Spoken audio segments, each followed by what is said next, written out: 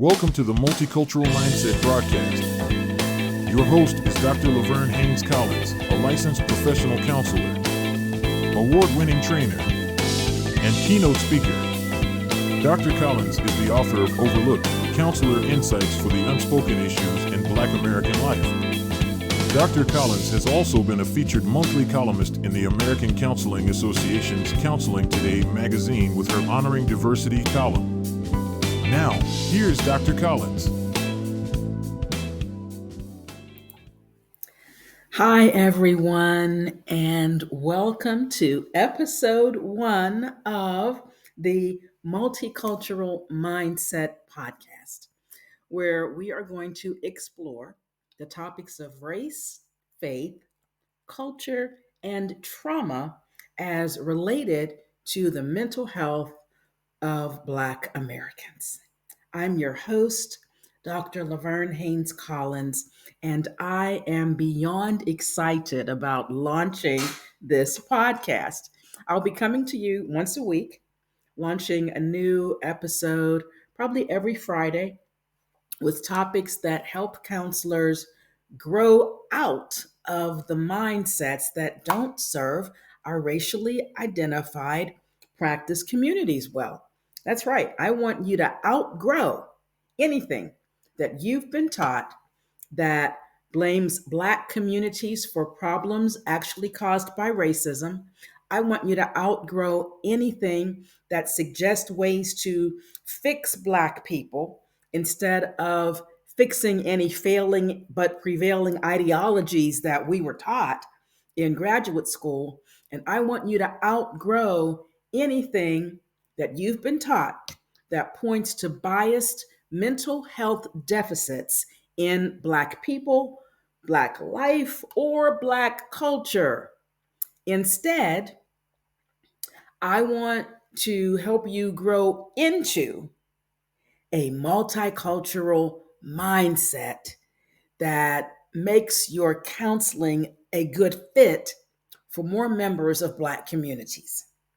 Now, this is not for the faint of heart because this means addressing and challenging widely held beliefs about who Black people are and what Black people need and what's, I put in air quotes, wrong with Black people.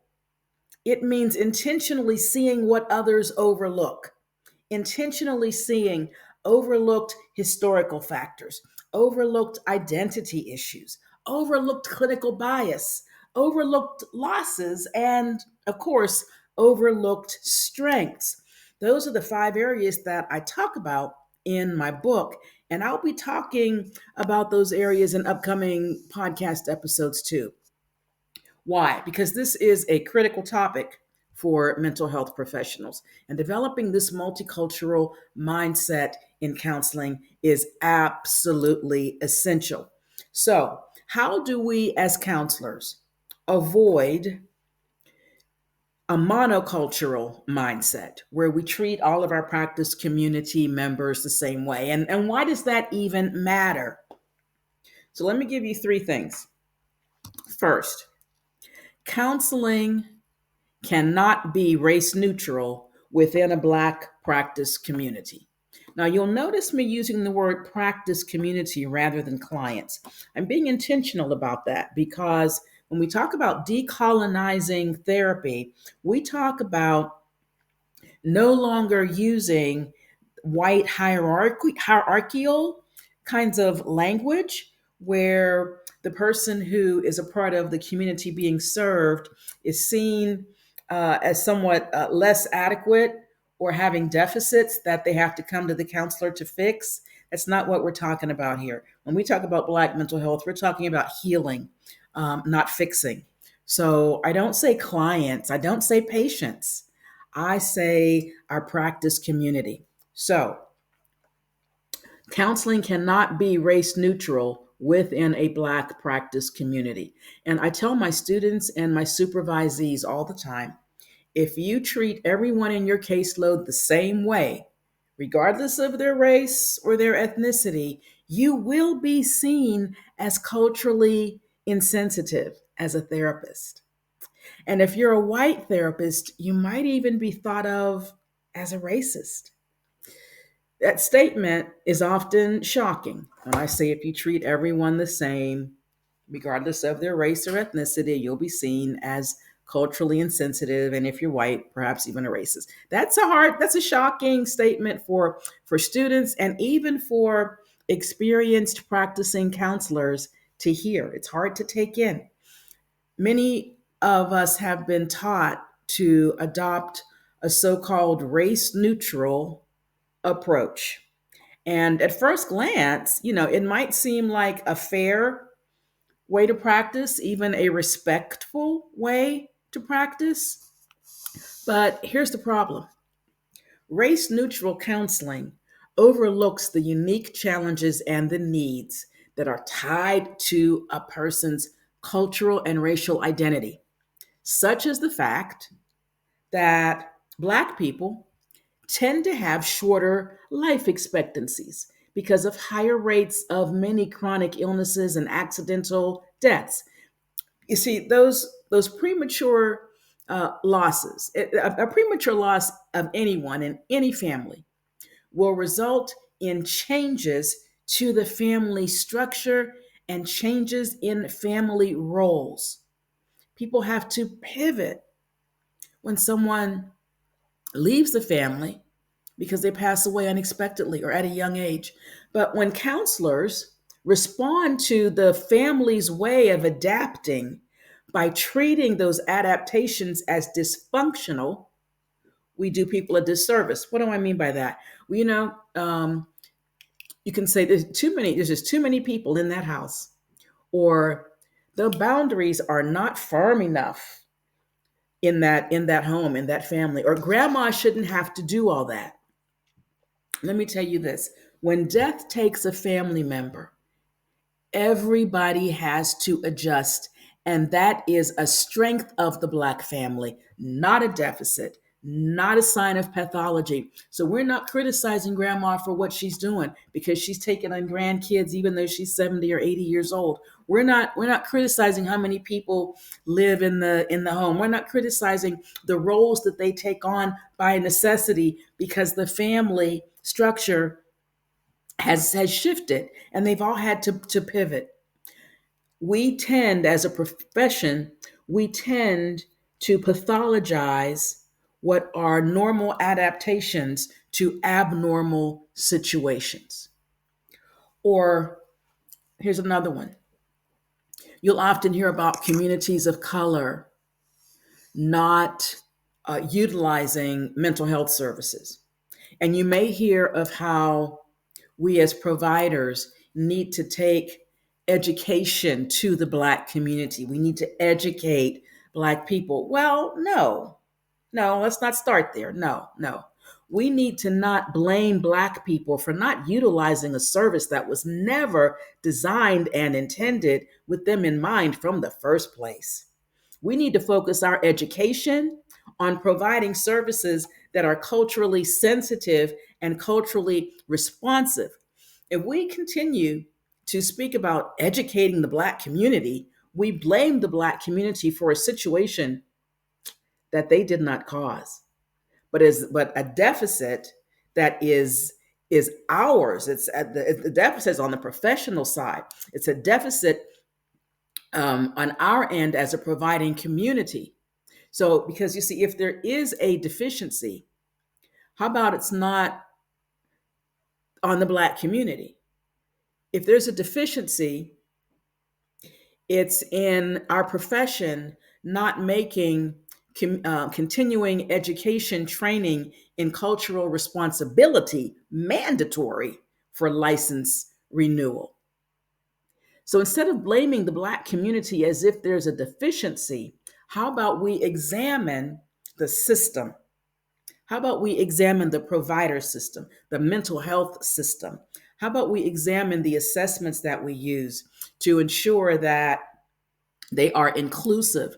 How about examining the ways that we evaluate and the ways that we judge? How about examining our clinical bias? How about examining the things that just by de facto status quo, so to speak, we assign as problems in Black communities when they're not really problems at all. Only then do we set aside a race neutral approach to counseling. Only then do we engage in a multicultural mindset. A multicultural mindset looks at ways that we as individuals or we as a profession are buying into superiority versus inferiority among races. A multicultural mindset examines ways where we maintain a status quo that white standards are normal for health and other standards are just that, otherized. A multicultural mindset pays attention to the research that shows, for instance, that Black children are punished more severely than white children because their ages are overestimated by 3 to 5 years. The children are then accused of bad behavior, and they're more likely to simply be innocent mistakes more than intentionally bad behavior. It's not intentional wrongdoing, but they're punished harshly and they're robbed of the opportunity to be innocent and to learn in more gentle ways with gentle correction rather than harshly punitive measures. Yeah, let me keep going. A multicultural mindset is also aware of related research that points to Black children who attempt to advocate for themselves when they recognize that they're being unfairly judged or punished in schools or other places. And when they do that, they're labeled and unfairly diagnosed as being defiant or conduct disordered. A multicultural mindset recognizes that in therapy and takes those kinds of considerations into focus. So we don't leave issues of race and cultural identity in the background. We bring those things to the foreground. Now, that race neutral approach might feel safe, might feel comfortable for the counselor, but race neutral approaches will unintentionally invalidate the lived experiences of people who face on a daily basis systemic discrimination and trauma, or who seek cultural validation in their healing journey. They want their culture to be validated, they want their culture to be respected and not dismissed and not pathologized as they heal. When counselors adopt a race neutral mindset, they are operating from an ethnocentric perspective. Ethnocentric. Ethnocentrism is the assumption that a worldview shaped by the dominant culture will automatically apply to everyone. And this leads to generalized assessment instruments, generalized clinical responses, generalized interventions, generalized treatment plans, even generalized ethical standards. I mean, you know that some things that might be deemed unethical in white communities from the standpoint of treatment may not be unethical in a Black community. Ethics are determined by culture. So you might hesitate to make a referral to a spiritual resource in some circumstances. But in the Black community, you've got to stay open to that. You've got to stay open to that and not lock yourself in to a box because you're worried about an ethical violation. If the person wants a spiritual resource, a religious-based, a faith-based resource, by all means, explore that and work with them to ensure that they get what it is they're looking for and needing. And again, based on what they're looking for and what they're needing. Think about this. A counselor is helping a person of African American descent to manage something like workplace stress. If that counselor doesn't consider how the client's experiences in that workplace may be influenced and shaped by cultural or racialized dynamics in the workplace, they risk overlooking the root of the problem. Or take a therapist helping someone in their practice community to manage their anxiety. If the counselor ignores the potential historical and intergenerational trauma experienced by that person and their ancestors, yeah, ancestors too, they may end up treating symptoms again without addressing the core cause. In a society like the United States, where racial dynamics shape everyday experiences for many people, a one size fits all approach will always fall short. A person presenting with depression that stems not just from internal struggles, but from years of racial discrimination or intergenerational trauma needs to be seen, not just for the symptoms that they carry, but for the trauma that is under the surface. And addressing their symptoms without considering that history would be an incomplete and even a potentially harmful approach. So, what do we do about this? A few things. The first thing we must do is acknowledge that most of us did not receive adequate training on multicultural issues in our academic programs. We just did not get everything that we needed. We are evolving with our KCREP standards and with best practices and with more attention. We are now evolving. We are, as a profession, I am working hard to decolonize therapy, to disrupt and disempower prevailing narratives and ideologies about what therapy is for people of color. We're making progress, but we didn't get that in our academic programs. Now, the longer you have been practicing as a counselor or therapist since your graduation, so the longer the time period between diploma and today, the more true is the statement about the inadequacy of how you were prepared in graduate school. Standards now require more than what we back in the day were required to get. And back in the day, we even called it cultural competence. And now we're not even calling it that anymore. Please don't use that term. We're talking about cultural responsibility, cultural humility, cultural sensitivity, cultural awareness. We're not talking about competence where you can learn the 7 characteristics of someone from this culture and call yourself able to serve them. No, it's not about characteristics of a culture, because very few races have, or ethnicities even, have one single cultural experience. But what we have to take into consideration is the fact that there's a whole history that has been overlooked. There are identity issues that have been overlooked. There are losses and strengths that are overlooked, and there's clinical bias that gets overlooked. So the first thing we have to do is acknowledge that we didn't learn about that.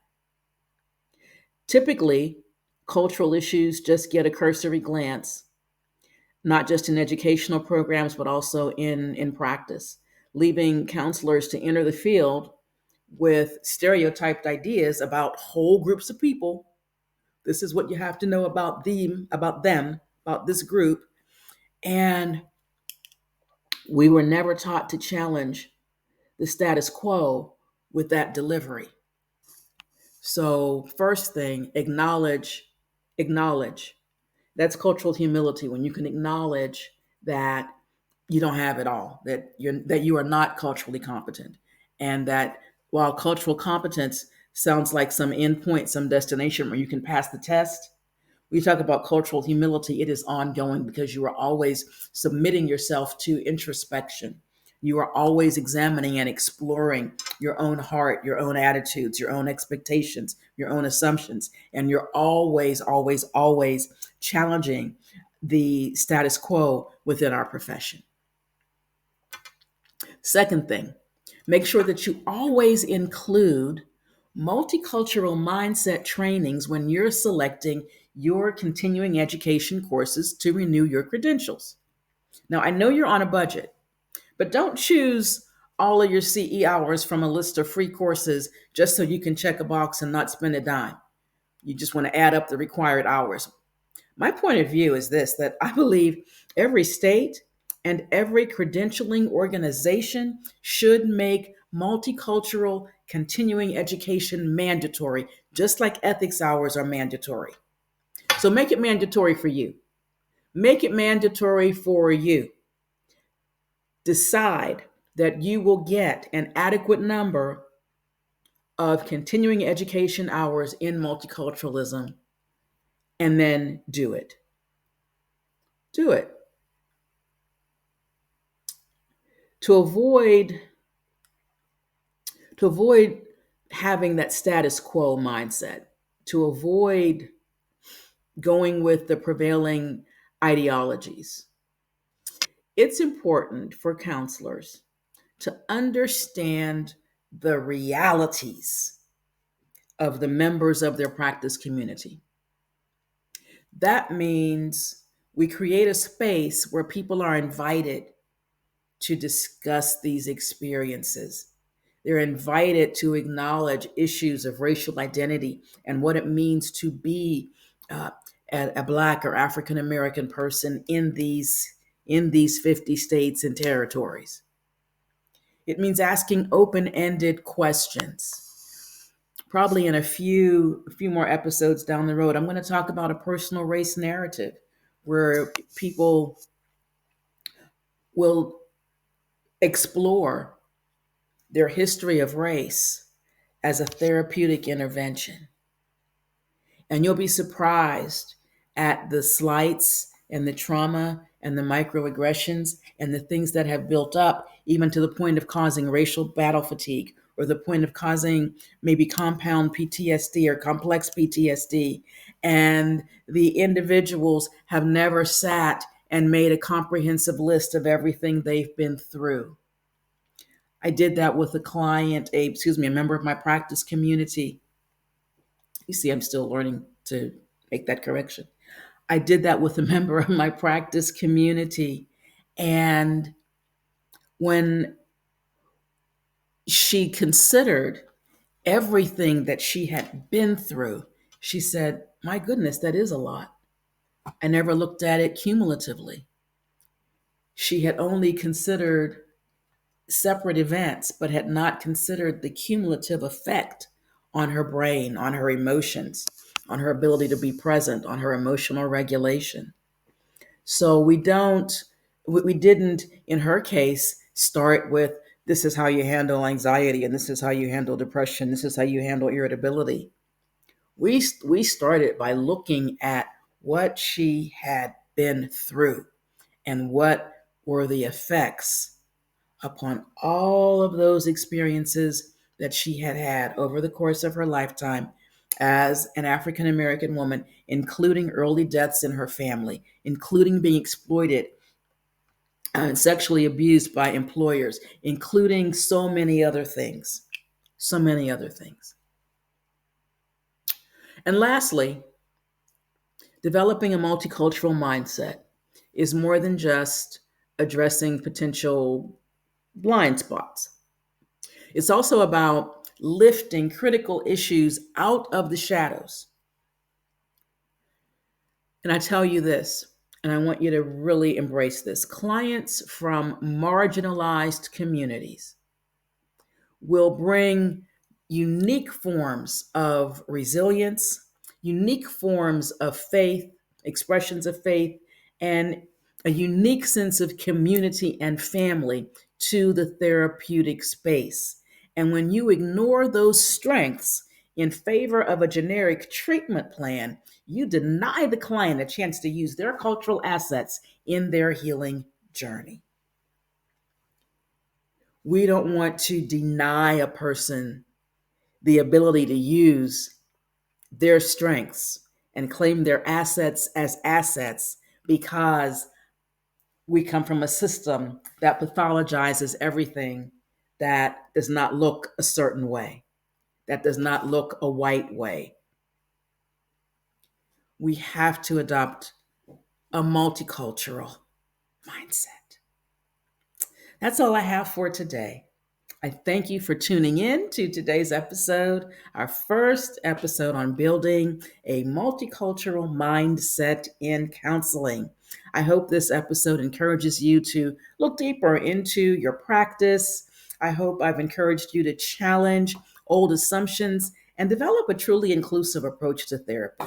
Remember, creating a safe space for your practice community means validating their whole selves, including their cultural and racial identities.